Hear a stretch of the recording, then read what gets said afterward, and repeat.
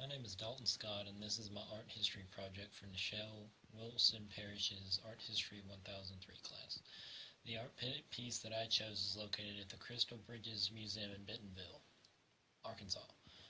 I'd never been to this museum before until we had gotten the assignment to do this project. So I decided one weekend to go up there, and I would be on the lookout for the piece that I would do this project over.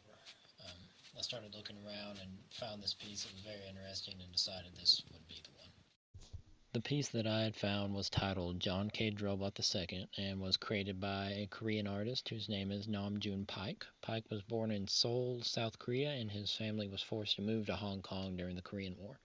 He studied in Munich, Germany, and would eventually move to an electronic music studio in Cologne, Germany. This is where he met Mr. Cage, and Mr. Cage would have a lot of influence over Paik throughout the years. John Cage was a composer who worked with instruments in a non-standard way, and I think this is where Paik got his inspiration. Paik is also known as being the father of video art. This piece is made out of a hodgepodge of items, comprised of 11 vintage wooden cabinets, 10 color TVs, a DVD player that runs on a loop, piano keys and hammers, piano wire, a basket, books, and wooden chessmen. As you can see, they are put together to portray a robot who appears to be waving and seems to be very friendly. It's interesting how he put these pieces together and made such a beautiful piece of art.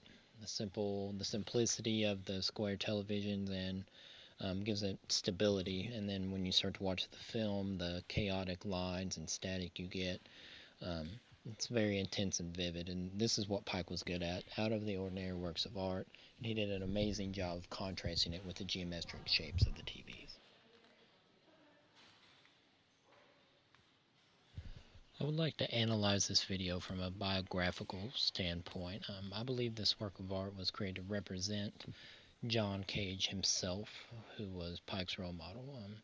Represents him in two ways: in his personality and in the manner in which Cage created his own art. First of all, you can see that the robot seems to be friendly, and from all the pictures that I've viewed of John Cage, he seems to be a very upbeat and happy guy. So I really believe it portrays him in that way. But also just the way that Paik uses the video and the TVs in a non-standard way, just like John Cage did with his instruments. This was also a way of symbolizing John Cage. So he never came forth and said directly that it was modeled after John Cage, but it was built after he passed away in 1992, so it's pretty evident that it was modeled after Mr. Cage. John Robot II falls under a movement called Fluxus that started in the early 1960s, and according to Britannica Encyclopedia, is a fusion of conceptual art and minimalism. John Cage Robot is definitely has a minimalism sense to it, with the simple square televisions that comprise most of the art. However, he also adds his own style to it with the film. He was one of the first to use this medium and was actually the founder of video art. Him and John Cage were also two of the first Fluxus artists and kind of got the movement going. Two things that characterize Fluxus pieces are, for one, the minimalism, and two, there's always a meaning behind it.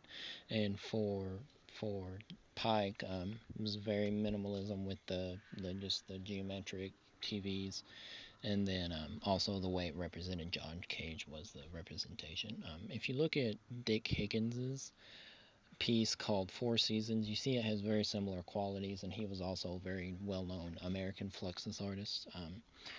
You see simple lines with blobs of paint just kind of thrown on there, and it's real similar to the way that the simple geometric shapes of the TVs go with the static lines and chaotic colors on the screens.